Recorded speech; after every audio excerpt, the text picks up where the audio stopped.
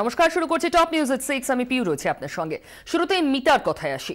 24 ঘন্টার খবরের জেরে অবশেষে শ্বশুরবাড়িতে মিতা মণ্ডলের রহস্য মৃত্যুর তদন্ত হাতে নিল সিআইডি। আজ নবান্নে কথা জানিয়েছেন মুখ্য সচিব Basudeb Bandyopadhyay.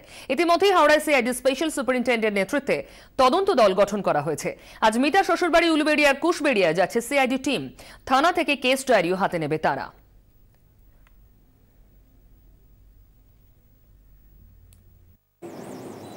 Crimes against women at least একটি কেস আমরা লক্ষ্য করছি, মিতা মণ্ডল বলে একটি গৃহবধূ। এই ক্ষেত্রে ইনভেস্টিগেশন করা হচ্ছে এবং এর হাজব্যান্ড এবং তার শ্বশুরমশাইকে অলরেডি অ্যারেস্ট করা হয়েছে এবং আমাদের মুখ্যমন্ত্রী আমাদের পুলিশকে নির্দেশ দিয়েছে যাতে আমরা এই কেস এবং অন্যান্য যে সমস্ত কেস আমাদের পুলিশের নজরে আসে ক্রাইমস এগেনস্ট উইমেন, সেটা শক্ত হাতে আমরা দমন করব, এটাই আমাদের নির্দেশ দেওয়া হয়েছে। এই কেসটি সিআইডিকে দেওয়া হয়েছে মুখ্যমন্ত্রীর নির্দেশে। নবান্নে ঘোষণা করলেন মুখ্য সচিব। আর আজই নবান্নে মুখ্যমন্ত্রীর সঙ্গে দেখা করলো মিতার পরিবার। বেশ কিছুক্ষণ তাদের কথাও শুনেছেন মুখ্যমন্ত্রী। মিতার পরিবারের একজনকে চাকরি দেওয়ার কথা জানিয়েছেন মমতা বন্দ্যোপাধ্যায়। মিতার বাবার চিকিৎসার দায়িত্ব নিচ্ছে রাজ্য সরকার। সবাইকে একটু বলছি, সবাইকে বলে কেসটা সিআইডিকে দিয়েছি আমরা। প্লাস ওদের বিয়ে দিতে অনেক টাকা দেনা হয়ে গেছে, প্রায় 70,000 টাকা করে নাগাদ ওদের দেনা আছে। সেটা ওনাদের কাছে জিজ্ঞেস করলাম বলে ওরা বললেন না, তারা বলতো না। অনেক কষ্ট করে পরিবারটা দাঁড়িয়েছে। ওই 70,000 টাকাটা আমি আমার চিফ মিনিস্টার রিলিফ ফান্ড থেকে দিয়ে দিচ্ছি যাতে ওরা দেনাটা শোধ করতে পারে। আর আমরা দেখে নেবো যাতে এই কেসে সঠিক সাজা হয়, সিআইডিকে তার জন্য খেতাব দেওয়া হয়েছে। আর ওর পরিবার গরিব পরিবার, অনেক কষ্ট দাঁড়িয়েছে। ওর পরিবারের একজনকে আমি একটা আমার গভর্নমেন্টে কোথাও একটা অ্যাকোমোডেট করি। খুবই গরিব পরিবার, কিন্তু এত কষ্ট করে মেয়েটাকে ভালো করে পড়াশোনা করিয়েছে, এটা ওদের কি ছেলেদের থেকেও মেয়েকে বেশি শিক্ষিত করেছে। আমাদের এই মিতাই যেন সবাই কিছু মিতা হয়, আর যেন কোনো মিতা না হতে হয়। এরপরে আমাদের 70,000 টাকা বিয়ের খরচের ঋণ ছিল এখনো পর্যন্ত, সেটা চিফ মিনিস্টার বলেছেন সেটা দিবেন এবং ঘরের থেকে একজনকে চাকরি দিবেন, এটা উনি বলেছেন। উনি সর্বোত্তমভাবে আমাদের পাশে আছেন, এই জন্য আমরা খুব খুশি। এটা আমরা হারিয়েও আমরা খুব খুশি। উনি আমার চিকিৎসার জন্য মানে পিজিতে মনে হয় একটা লিখে দিয়েছেন, আমি যাতে চিকিৎসা সেখান থেকে করাতে পারি। আমার শারীরিক অবস্থা খুব খারাপ, দুজনের ব্যবস্থা উনি করেছেন। মিতার পরিবারকে সব রকম সাহায্যের চেষ্টা করছে রাজ্য সরকার। পরিবার কি অবস্থায় রয়েছে এখন জানতেই সরাসরি চলে যাব মিতার বাড়িতে, যেখানে রয়েছেন আমাদের প্রতিনিধি সন্দীপ সরকার। সন্দীপ, এই মুহূর্তে যে অবস্থা, মানসিকভাবে বিপর্যস্ত পরিবারের সদস্যরা, তবু রাজ্য সরকার যতটুকু সাহায্য করছে, সিআইডি তদন্ত, সরকারি চাকরি, কোথাও কি মলম লাগছে?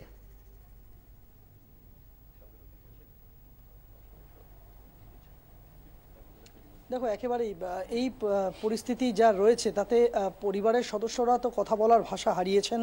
পরিবারের যারা পুরুষ সদস্যরা রয়েছেন তারাই মূলত দৌড়ঝাঁপ করছেন। আজকে নবান্নের দরজায়, মুখ্যমন্ত্রীর দরজায় তারা পৌঁছে গিয়েছিলেন এবং সুবিচারের আশায় তারা পৌঁছেছিলেন এবং সেই ক্ষতে কিছুটা মলম লেগেছে ঠিকই, কিন্তু এখনো পর্যন্ত প্রকৃত দোষীরা তারা যাদের বিরুদ্ধে অভিযোগ রয়েছে তারা গা ঢাকা দিয়ে পালাচ্ছে। এই পরিস্থিতিতে পরিবারের প্রত্যেক সদস্যই কিন্তু এই মুহূর্তে কার্যত ভাষা হারিয়েছেন। মিতার মায়ের সঙ্গে অনেকবারই সকাল থেকে কথা বলার আমরা চেষ্টা করেছি, কিন্তু তিনি কথা বলার মতো অবস্থায় নেই। তার বৌদির কাছেই জানতে চাইব যে সমস্ত আশ্বাস রাজ্য সরকারের থেকে পেলেন আপনারা, তাতে কি আপনাদের যে ক্ষতে সেখানে কি কিছুটা মলম পড়েছে? অবশ্যই মলম তো অবশ্যই পড়েছে, কিন্তু বিচার যতদিন না হচ্ছে ততদিন সেই জায়গাটা পূরণ হবে না। এইটুকু কি বিচার, কি বিচার চান?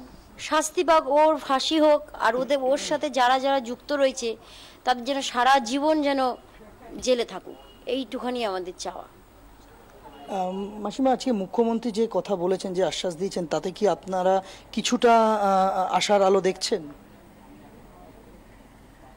একটু কিছু বলো না। হ্যাঁ, বুঝতেই পারছো যে পরিবারের প্রত্যেক সদস্য তারা লড়াই চালালেও কিন্তু মা একেবারে ভেঙে পড়েছেন। ভেঙে পড়াটাই স্বাভাবিক, কেননা যে ঘটনা ঘটে গেছে তার ক্ষতিটাই সব থেকে বেশি।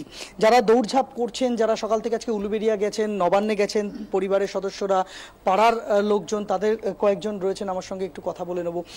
আজকে আপনারা সকালবেলা যখন পুলিশের কাছে গেলেন, ডেপুটেশন দিলেন থানায়, কি দাবি নিয়ে গেছিলেন? অ্যাকচুয়ালি আমাদের দাবি একটাই ছিল, সেটা হচ্ছে প্রথম এবং শেষ দাবি দোষীদের দৃষ্টান্তমূলক শাস্তি হোক। এবং তার পাশাপাশি আমরা যখন উলবেড়িয়া থানায় পৌঁছলাম তখন আমরা কোনো একটা চ্যানেল মাধ্যমে দেখলাম যে শাশুড়ি এবং দেওর ওখানে সাক্ষাৎকার দিচ্ছে, নানা রকম সাক্ষাৎকার দিচ্ছে। আমাদের মনে একটা কিন্তু জাগলো। কিন্তুটা এটাই যে পুলিশ প্রশাসন থাকতেও ওরা কি করে ঘুরে বেড়াচ্ছে এতক্ষণ রাস্তার বাইরে, অথচ মিডিয়া গিয়ে আপনাদের মিডিয়া গিয়ে তাদেরকে খুঁজে পাচ্ছে। এবং সেই সঙ্গে সঙ্গে আমি ওখানকার মেজবাবু ছিলেন যিনি, সেই সাহেবকে আমি গিয়ে বললাম। কিন্তু পাশাপাশি এটাও বলবো আমি, পুলিশ নিঃসন্দেহে খুব ভালো কপারেশন করছে আমাদের সঙ্গে, সুন্দর ব্যবহার। তারা আশ্বাস দিয়েছিলেন যে আপনাদের কোনো চিন্তা করতে হবে না, আমরা খুব শিগগিরই তাদেরকে যথাযথ শাস্তি দেওয়ার জন্য ধরবো এবং খুব শিগগিরই আমরা সুবন্দোবস্ত করব। কিন্তু উলবেড়িয়া থানার যে ভূমিকা, সেই ভূমিকাতে রাজ্য সরকারও সন্তুষ্ট নয়, যে কারণে সিআইডি তদন্ত দিতে হলো। হ্যাঁ, সেটা হচ্ছে দিদির মানে মহানুভবতা। দিদি ভেবেছেন এটা বোধহয় করা উচিত। মাননীয় দিদি আমাদের প্রত্যেকের মায়ের সমান। ওনার যে পরিকল্পনা, যে চিন্তা, সুষ্ঠু চিন্তা ভাবনা, তার জন্য আমরা ওনাকে হাজারবার স্যালুট করবো আমাদের শান্তিনগর ক্লাব তরফ থেকে এবং এলাকার মানুষের। কিন্তু আপনারা এখনো পর্যন্ত রাজ্য সরকারের তরফ থেকে যে আশ্বাসগুলো দেওয়া হয়েছে, সেই আশ্বাসগুলোতে আপনারা কতটা আশ্বস্ত হচ্ছেন? দেখুন, ব্যক্তিগতভাবে আমি বলি, জানেন তো নদীর এক কুল ভাঙে এক কুল গড়ে, ঠিক সেরকমটাই ভাবতে পারেন এই জায়গাটাও। দেখুন, যিনি মা, তিনি তার সন্তান হারিয়েছেন, তার কাছে কিন্তু কে চাকরি পেলো কে চাকরি পেলো না, সমাজে কার ভালো লাগলো কার ভালো, এটাতে কিন্তু তার কিছুই যায় আসে না। সে সবসময় ভাববে তার সন্তান হারানোর যে জ্বালা, সেই জ্বালাটা কিন্তু সে খুঁড়ে করে খাচ্ছে। আমি দেখতেই পাচ্ছি, আপনি আমার সঙ্গেই আছেন, কীভাবে অসহায়তার চোখ পিটপিট করে চোখ দিয়ে জল বেরিয়ে যাচ্ছে। এই কথাগুলো বলতে গেলে আমাদেরও চোখে মানে নিতান্তভাবে জল চলে আসছে আমাদের কাছেও। বাড়তি পাওনা বলতে গেলে ব্যক্তিগত আমি এটুকু বলতে পারি, এই ফ্যামিলিটার একটা এস্টাবলিশমেন্ট দরকার ছিল, সেই এস্টাবলিশমেন্টটা মাননীয় মুখ্যমন্ত্রী করিয়ে দিচ্ছেন। তাকে আমাদের অক্লান্ত এবং মানে কি কোন ভাষায় বলবো, মানে নমস্য ব্যক্তি উনি। বুঝতেই পারছো যে আজকে নবান্নে মুখ্যমন্ত্রীর সাথে দেখা করার পর মুখ্যমন্ত্রীর যে আশ্বাস, তাতে পরিবারের সদস্যরা আশ্বস্ত হচ্ছেন। তার পাশাপাশি চোখের জল কিন্তু এখনো পর্যন্ত পরিবারের সদস্যদের শুকোচ্ছে না। ততক্ষণ শুকাবে না যতক্ষণ না অভিযুক্তরা তারা সকলে ধরা পড়েন এবং অভিযুক্তদের প্রকৃত বিচার হয়। খুব স্বাভাবিক সন্দীপ, অনেক ধন্যবাদ। মা কার্যত ভাষা হারিয়েছেন, শোকে পাথর এই মুহূর্তে মা। সত্যি এই পর্যায়ে বাড়ির প্রত্যেকে যেমন শাস্তি চাইছেন, তেমনি শাস্তির দাবিতে, বিচারের দাবিতে সরব হয়েছেন যে বিশ্ববিদ্যালয়ের ছাত্রী ছিলেন এই মিতা, সেই যাদবপুরের পড়ুয়ারা। প্রাক্তনীর বিচার যেন সঠিক হয়, এই মুহূর্তে তারা রাস্তায় নেমেছেন, পথে নেমেছেন আবার যাদবপুরের ছাত্রছাত্রীরা। তাদের সঙ্গে রয়েছেন আমাদের প্রতিনিধি শ্রেয়সী গাঙ্গুলি। শ্রেয়সী, কি অবস্থা? দেখো, কিছুক্ষণ আগে তারা এডবি থেকে গোলপার্ক পর্যন্ত মিছিল করেন এবং মিছিল শেষে এই মুহূর্তে যাদবপুর বিশ্ববিদ্যালয়ের ভেতরে তারা নিজেদের মধ্যে মিটিং করছেন। যারা এই মিছিলে হেঁটেছে, যে সমস্ত ছাত্রছাত্রী, আমি তাদের সঙ্গে কথা বলবো। তুমি মিতাকে চিনতে? না, আমি চিনতাম না। তাহলে এই মিছিলে হাঁটলে? আমার মানে খারাপ লাগলো যে এটা কারোর সাথেই হতে পারতো। তাকে চিনি কি না চিনি সেটা বড় কথা নয়, মানে তার সাথে খারাপ হয়েছে, শি নিডস জাস্টিস। তো এই কারণে মেন হাঁটা আর কি মিছিলে।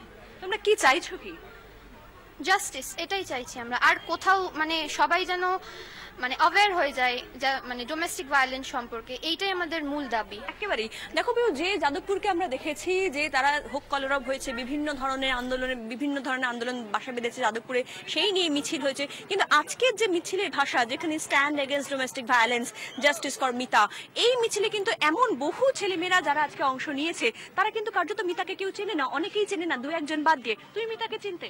না, মিতাকে চিনতাম না। তাও আজকে মিছিল করলাম যে ওনার প্রতি একটা অত্যাচার হয়েছে, সে ব্যাপারে আমাদের প্রতিবাদ আন্দোলন। একেবারে সেই বিষয়টাই প্রিয় তোমাকে জানাচ্ছি যে এখানে যারা রয়েছে তাদের মধ্যে অনেকেই মিতাকে চিনতো না বা চেনেও না, কিন্তু তারা কিন্তু স্বাভাবিকভাবে একটা স্বতঃপ্রণোদিত একটা জায়গা থেকে স্বতঃস্ফূর্ততার সঙ্গে কিন্তু তারা এই প্রতিবাদ মিছিলে যোগ দিয়েছে, যেখানে তারা মনে করছে যে আজকে মিতার প্রতি যে ঘটনা ঘটেছে সেই ঘটনা অনেকের প্রতি ঘটেছে। হয়তো তারা প্রতিবাদ করেননি, তাদেরটা সামনে আসেনি। তোমার কি মত? তুমি কেন আজকে মিছিলে যোগ দিয়েছো? আমি পরে বলবো। তুমি কেন মিছিলে যোগ দিয়েছো? প্রথমত যে ঘটনাটা, এ ধরনের ঘটনা আমাদের সমাজে বিভিন্ন ভাবেই রয়েছে, অনেকগুলো ঘটনাই আমরা জানতে পারি না। আমি ব্যক্তিগতভাবে যাদবপুরের ছাত্র নই, আমি এই মিছিলে শুধু একটা কারণেই এসেছি যে কারণে, যে অপারেশনের কারণে এবং সমাজের যে কাঠামোর কারণে এই অত্যাচারগুলো হচ্ছে, সেই কাঠামোটার ভাঙন চাই আমরা, সেই কাঠামোটাকে ডিমলিশ করতে চাই আমরা প্রত্যেকে, আমার মনে হয়, এবং আমার মনে হয় এই ভাইবটা গোটা সমাজ জুড়ে ছড়িয়ে রয়েছে, সেই বার্তাটা যাতে আরো বেশি সংখ্যক মানুষের কাছে পৌঁছে দেওয়া যায়। একেবারে সেই জায়গা থেকে কিন্তু শুধুমাত্র তুমি যেটা দেখলে যে শুধুমাত্র যে যাদবপুরের ছাত্রছাত্রীরা তারা যোগ দিয়েছেন এই মিছিলে তা না, এমন মানুষ, ওনার মতন বহু মানুষ যারা যাদবপুরের স্টুডেন্ট নয়, যারা মিতাকে চেনেন ওরা, তারাও কিন্তু এই ঘটনায় সরব হয়েছেন এবং সেখানে নারী আপনাদের এই ধরনের যে পোস্টার, সেই পোস্টার নিয়ে কিন্তু তারা যৌন হিংসার যে প্রতিবাদ, সেই প্রতিবাদ জানিয়ে কিন্তু তারা আজকের এই মিছিল করেছেন, যেখানে তাদের ভাষা শুধুমাত্র মিতা নয়, আরো যারা বহু মহিলা যারা রয়েছেন, যাদের ক্ষেত্রে হয়তো তারা সেইভাবে কখনো প্রতিবাদ করছেন না বা যাদের ঘটনা হয়তো সামনে আসছে না, যারা নীরবে সহ্য করছেন, এখনো পর্যন্ত সহ্য করছেন, তাদের প্রত্যেকের ক্ষেত্রেই যেন সমাজ সচেতন হই আমরা। একেবারে অনেক ধন্যবাদ। যেন আর কোনো মিতাকে এভাবে মরতে না হয়, এটাই তো দাবি। মিতা যেন সুবিচার পায়, এটাই সকলের দাবি। সবকিছুর মধ্যে থেকে যে প্রশ্নটা সবার আগে উঠে আসছে, কিভাবে মরল মিতা? পোস্টমর্টমের রিপোর্ট সামনে এসেছে, যদিও প্রাথমিক। গলায় ফাঁসের কারণেই মিতার মৃত্যু হয়েছে। ময়নাতদন্তের প্রাথমিক রিপোর্টে এই ইঙ্গিতই রয়েছে। মিতার দেহে একাধিক আঘাতের চিহ্ন, সব আঘাতই মৃত্যুর আগের। পরীক্ষার জন্য পাঠানো হয়েছে ভিসেরা। তবে পরিবারের সদস্যদের অভিযোগ, খুনই করা হয়েছে মিতা মণ্ডলকে। আমরা এখনো তো বলছি, ও নৃশংসভাবে ওকে খুন করেছে, ওরা সবাই মিলে খুন করেছে। সিআইডি তদন্তের নির্দেশ দেওয়া হয়েছে সরকারের তরফে। আপনার কি মনে হয় যে পুলিশ এতদিন যে তদন্তটা করছিল সেটা ঠিক পথে যাচ্ছিল না? সেটা সত্যি ঠিক পথে যাচ্ছে না, এবার ঠিক পথে যায়নি। এবার দিদি যে দেখছে, এবার আশা করি এটা ঠিক তদন্ত হবে।